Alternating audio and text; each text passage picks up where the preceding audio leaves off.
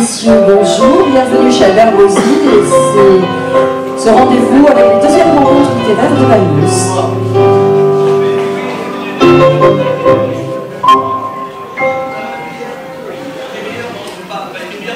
Je suis encore capable d'écrire un poème. 1942. Albert Bozil disparaît. La misère et une pleurésie en raison de lui. Il a 61 ans. Ses amis fidèles l'entourent. Dimanche 30 décembre. Ce matin, il neige. Je n'ai pas voulu regarder l'éphéméride. J'ai voulu rêver d'un jour vierge. J'ai voulu imaginer un jour où il n'y aurait rien eu, où rien ne se serait passé. Un jour où aucun roi ne serait né, où aucune bataille n'aurait été gagnée, où aucun Autrichien n'aurait été battu, où aucun prince italien n'aurait été assassiné, où Napoléon n'aurait rien fait.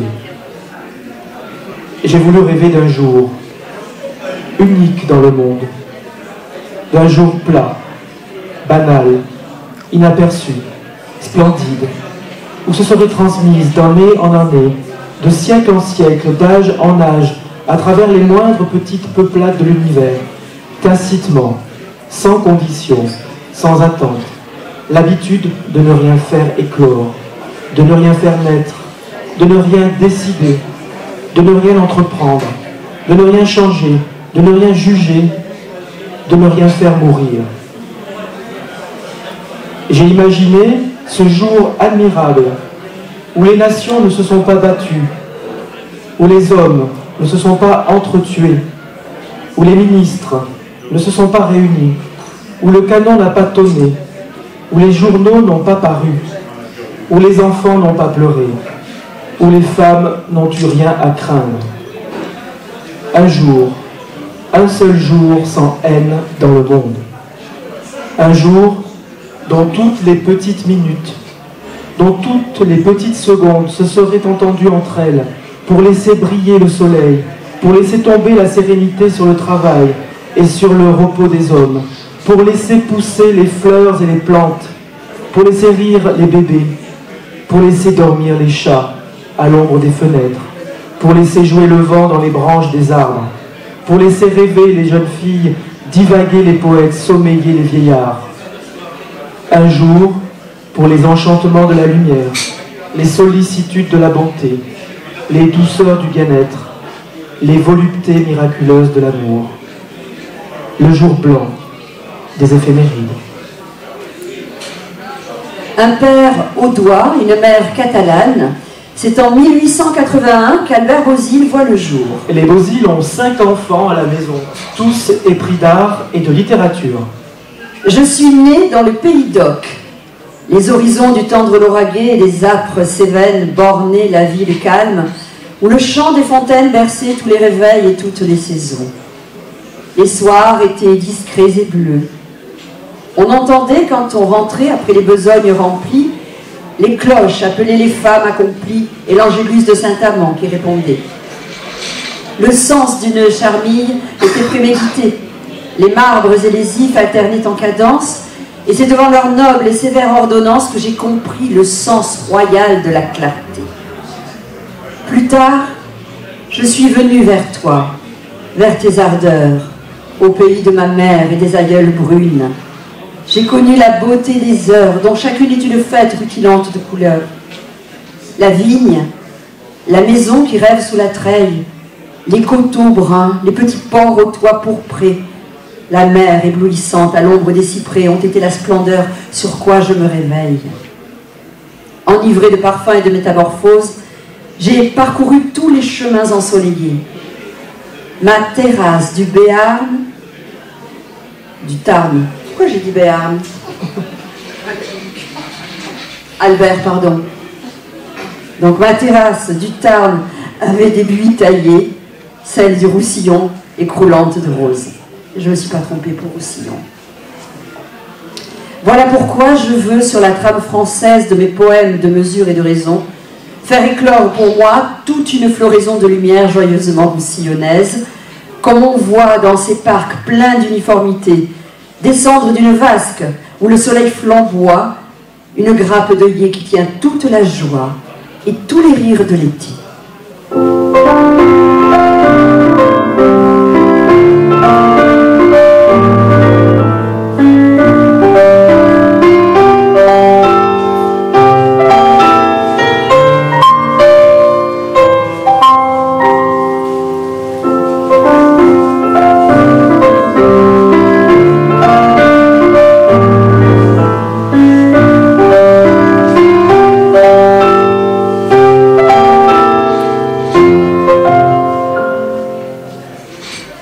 De ses 5 enfants, Charles, Louis, Marie et Françoise, Albert, élève à Saint-Louis de Gonzague, est le plus jeune. Il est aussi celui qui rêve le plus. Il rêve de nature, de poésie et de théâtre. Les Beauzile habitent rue Petite-la-Réal à Perpignan. Samedi était le jour de maman. Ce jour-là, par exception, la maison de la Réal enlevait les housses, battait les tapis et se mettait en parade. On posait des plantes vertes dans l'escalier, on garnissait de fleurs les vases de la cheminée du salon, du petit salon, de la salle à manger et de la bibliothèque dont on laissait les portes grandes ouvertes pour faire enfilade. Toute la matinée, Babette, la cuisinière, Mène et Bossu, avaient mission de préparer les lampes. À table, notre mère, un peu enorgueillie des succès de son salon, dénombrait les visites. J'ai lu toute la ville aujourd'hui. La nouvelle préfète est charmante. Voilà des fonctionnaires républicains que nous pourrons recevoir. Les 2 colonels se sont trouvés ensemble. Tu as vu cette jolie capote de violette de Madame Roca de Tesa. Les petites de Namiette sont jolies. Je suis sûre que l'étole aussi de Madame Caz, l'étole d'Astrakhan et de chez Révillon. Et ce manteau de velours violet de Madame Sagarka. Ah, ça c'est Cazeille qui l'habille.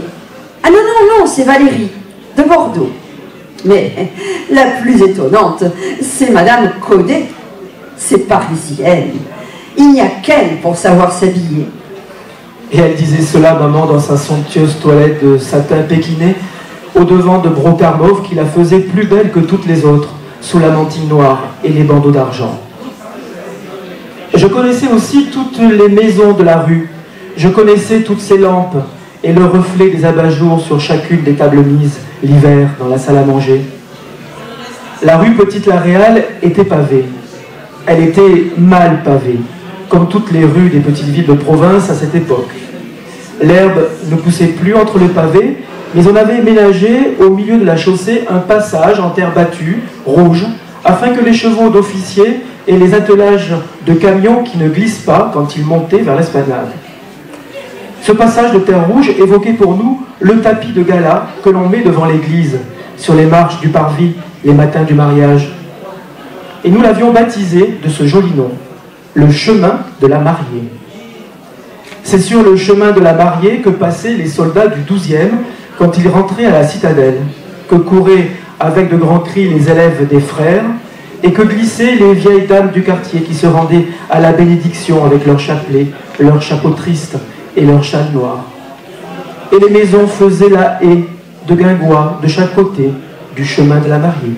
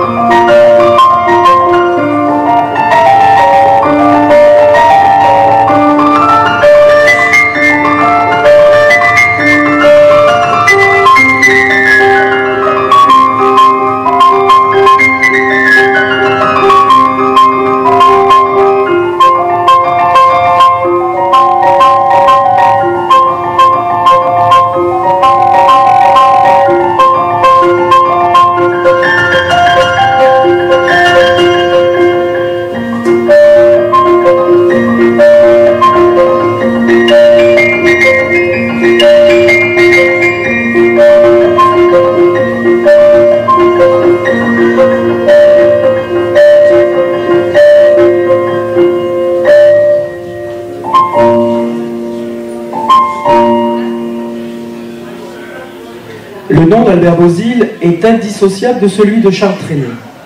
Il est fasciné par la beauté de ce jeune homme. L'adolescent, portant des roses en offrande, s'arrêta sur la grève et regarda la mer. Puis, comme il était nu devant le golfe clair, il dansa, de ses doigts soulevant la guirlande. C'était un blond matin d'extase et de légende. Il dansa. Son corps frêle épanoui dans l'air, un poème mouvant de lumière et de chair. Ses yeux riaient sous la couronne de lavande. Ô jeunesse, splendeur du monde, hymne vivant, cheveux épars dans l'allégresse et dans le vent, ivresse de bondir devant la mer sauvage. Mon cœur est devant vous, dans ce matin, pareil au passant ébloui qui voit sur le rivage, bâti le nu, lancer des roses au soleil. Albert Bozil est fasciné aussi par son énergie.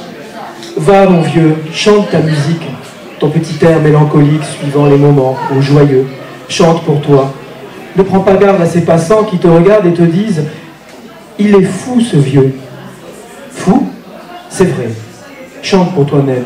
Chante la chanson que tu aimes, et puis va-t'en, la fleur aux dents, par la route si printanière, que jamais l'ombre coutumière ne l'assombrit complètement. Et quand viendra l'heure tranquille, où les sirènes de la ville t'appellent sur le seuil ombreux, tourne le dos à leurs mensonges et fume ta pipe de songe devant le paysage bleu. Albert Bozil est fasciné par le talent du jeune homme, à qui il conseille de tenter sa chance à Paris.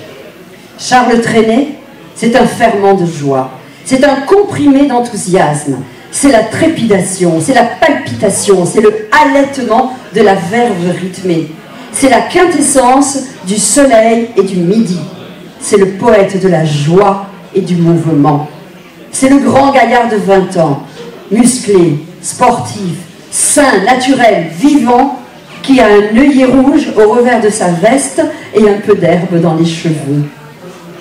Il ne sort pas d'une chambre d'opérette, d'un cabaret de Montmartre ou de Montparnasse. Il sort des bois, il revient des champs et de la vigne. Il est tout enivré d'espace et d'air marin. Il a du thym et de la bruyère aux semelles de ses sandales. Il garde dans ses yeux la lumière du ciel d'Argelès et les reflets du port de Collioure. Voilà ce qui fait battre un cœur vivant dans les airs inspirés de Trenet. Comment n'y aurait-il pas de la joie dans les airs inspirés par un ciel pareil? Voilà ce qui fit sa révolution dans le petit monde arbitraire du rythme et de la terminologie chansonnière. Voilà pourquoi la chanson française n'est plus la sérénade stupide roucoulée par un vieux troubadour en smoking dans un décor de toile peinte, mais un grand garçon sain et bronzé qui chante avec des gestes vivants, avec une voix vivante, avec du vent vivant dans les cheveux, avec du vrai soleil dans ses yeux éblouis. Albert Bozil est aussi journaliste et il est passionné de rugby. Et donc il s'enthousiasme pour les exploits d'Émile Girard. Mon ami, il faut fermer les cahiers et les livres. Il faut ranger le cartable et l'équerre, et le compas, et le plumier où sont les crayons de couleur. Il faut ranger aussi dans l'armoire le beau maillot, lavé à neuf, et les gros souliers à crampons. Il faut partir pour cette chose terrible, se battre. Tu as 19 ans, tu étais le gosse de la bande, les autres, les aînés étaient partis le premier jour, ardents, fervents, chantant, comme s'ils partaient pour Tarbes ou pour Bayonne. Toi, on t'avait trouvé trop petit. On t'avait laissé à la maison. Tu étais ce que nous appelons en catalan un joli nom familier et pittoresque, le caganiu. On t'a laissé. Mais au fond, tu avais honte un peu. Il te semblait qu'on venait tout d'un coup de te rayer de l'équipe et qu'on ne voulait pas de toi le jour du grand match. Quel hommage! Oui, quel plus beau chant de gloire que celui d'Albert Bozil aux Arlequins de Perpignan. Voici le maillot clair et voici le losange. Un espoir merveilleux t'illumine et te suit. C'est tout le Roussillon qui t'apporte aujourd'hui son cœur vivant dans les couleurs de la phalange. Prends le maillot d'azur et l'écusson de vermeil et porte en eux, pour que ton âme sent cuirasse, le bleu de notre ciel, l'or de notre soleil, le sang de notre race. Prends l'écusson vermeil et le maillot bleu pâle, puis recueille-toi petit, avant l'élan. C'est la première fois que le cœur catalan va lutter contre le cœur de la capitale. Le pays vous attend. Les vierges aux yeux noirs regardent en rêvant l'ombre de la terrasse. Vous avez emporté dans vos fièvres ce soir la foi de notre race. Mets le maillot, ceins le blason, lève les yeux. C'est aux hallucines que le rêve est possible. Je ne le dirai pas. Vous êtes invincible. Et je te dis d'être vainqueur, car tu le peux. Vous avez devant vous une immortelle trace. Les aînés de 14 ont montré le chemin allé et ramené de Colombes demain la victoire de notre race.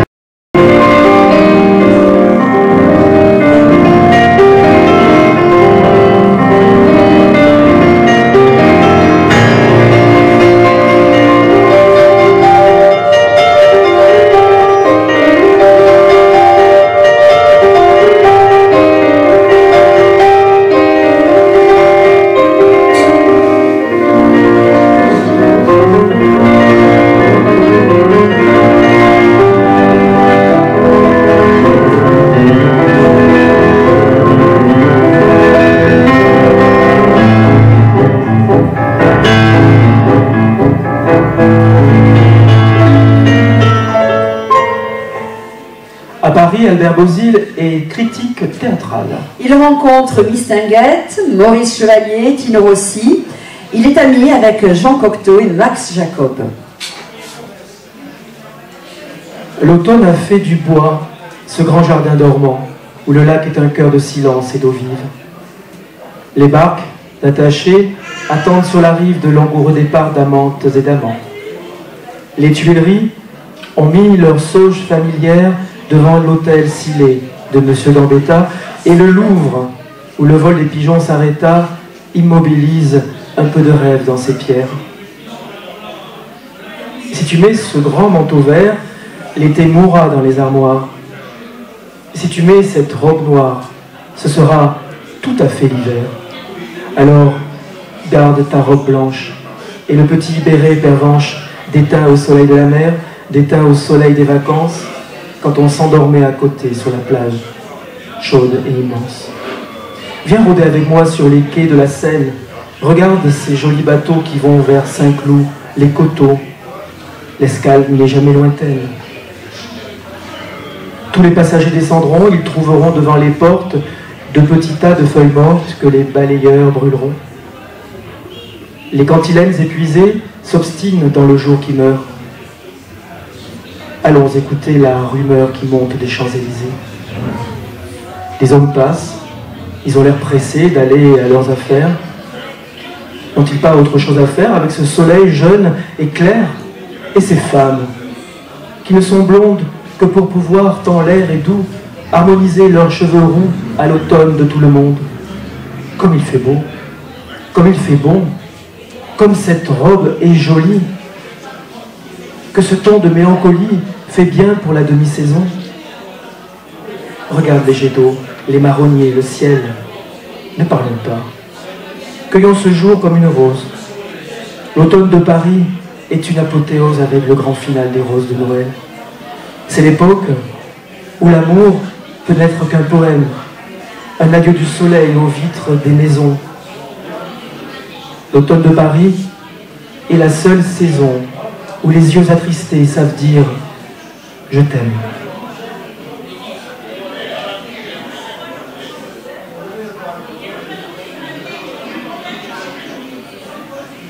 La musique ne parle pas, la musique est là. Le Déodat de Séverin, la musique.